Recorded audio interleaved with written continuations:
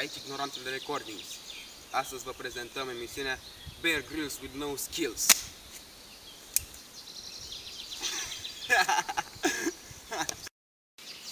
Bună ziua! Eu mi-am ales ca în această sălbăticie pură să-mi aduc câteva obiecte care n-ar trebui să lipsească din recuzita dumneavoastră pentru a trăi în pădure. Printre ele se numără praștia, care mi-am făcut-o de aici, de fapt, la 5 lei.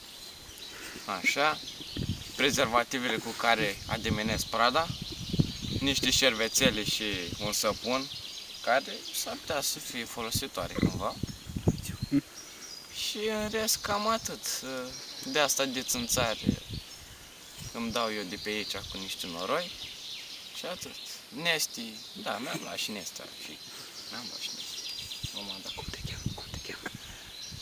Cum mă cheamă? Mă cheamă Piteu, Piteu e numele meu de scenă. Bună ziua, sunt Pușcașul Andrei. Azi suntem în Cambodgia. Mâine nu știu unde o să fim. Dar trebuie să vă arăt ce îmi este foarte folositor pentru a supraviețui. Jumătate de shawarma. N-ai cum să supraviețuiești fără jumătate de shawarma. Lupa, am uitat-o acasă, dar bine că am o brichetă la mine, pot aprinde focul. Loțiunea este foarte importantă pentru a te relaxa. Am șervețele lui Traian care sunt folosite pentru a mă șterge. Și nu în ultimul rând, telefonul pentru a suna la pasaj dacă rămân fără shawarma. N-ai cum să supraviețuiești fără shawarma, este foarte important. Bună ziua! Bună ziua! Sunt Dragoș Dascălu. În această sălbăticie, pădurile tropicale din Cambodgia, am ales să vin aici cu un briceag care nu se deschide, dar n-ar trebui să lipsească din arsenalul dumneavoastră. Am o sticlă de apă, am un băț și cam atât. Am uitat să-mi iau orice altceva.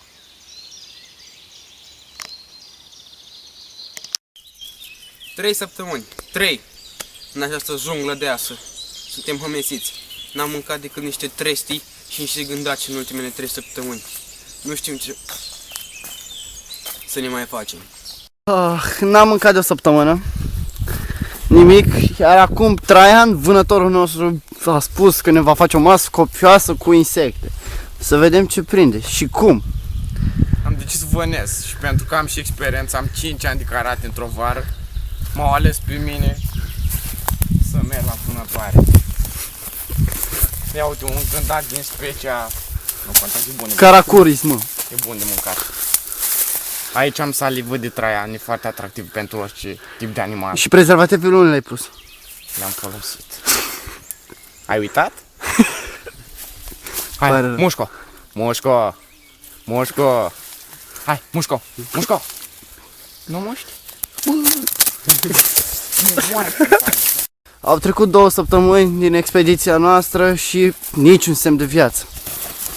Traian a căzut, bă, ești bine? Ce? M-a lovit la picior, Doamne! Știu o metodă! Ok! Suntem de aproape în această pădure tropicală. Piciorul lui Traian a fost amputat după ce s-a împiedicat și aproape și l-a rupt. Pușcașul este să își ia comandă la pasaj, iar acum încerc să aprind un foc ca să avem și noi ce mânca. Un urs!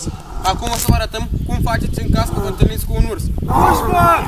Moarte!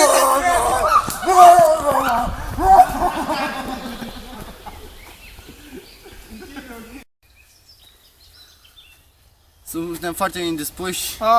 S-a înrăutățit situația piciorului Traian și acum mergem prin pădure pentru a găsi cânepă. Măcar să simtă și el mai bine. Sunt 2 luni de când stăm în sălbăticiune. Nu mai rezistăm. Traian a ajuns și la pubertate. În sfârșit. Sperăm să Găsim salvarea. Se vede. Se vede ceva? Hai să vedem.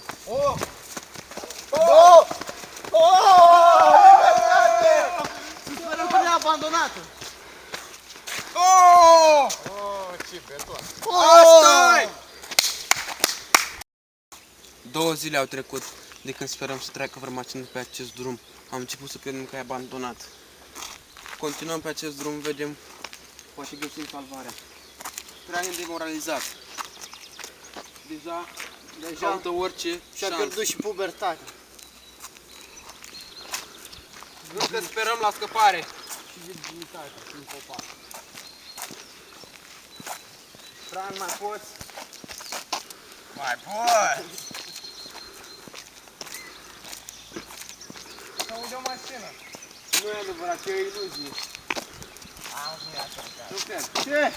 O mașină?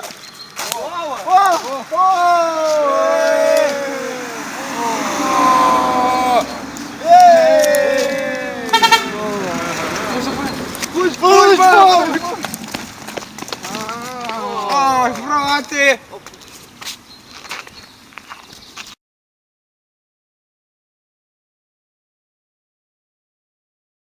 Bear Grylls with no skills. Stop! Ce s-a dus? Asta e. Aici ignorantul recording. Bă, frate, dar cremul de țâț acum. Bă, frate, închide. Suntem foarte supărați. Suntem de aproape o lună în această pădure tropicală. Acum eu o să încerc să fac un foc. Deja piciorul Brian este foarte grav. S-a infectat, dar am reușit să ardem rana. Și acum am să încerc să aprind un foc ca să putem să... Bă, ursul, bă! Nu! Dar vine urs! Aici ignorantele recording. Astăzi vă prezentăm misiunea Bear Grylls with no skills. Vă vom prezenta cum să supraviețuiți, cum să nu faceți în primul rând. Opa! Cam așa să nu faceți Faci când sunteți în mizerii. pădure. Hai, dă-i drum. Mușca? Hai, uite mâncare aici.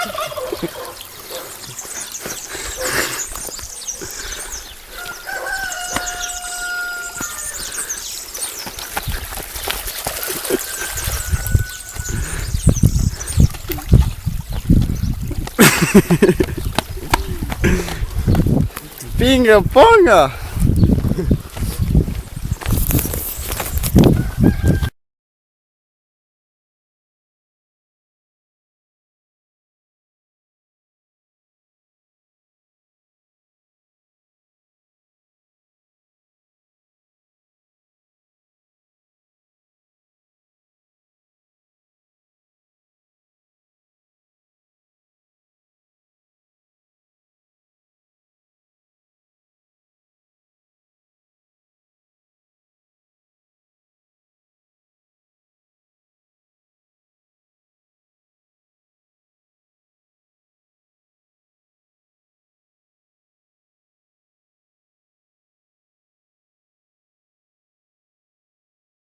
Filmează, filmează.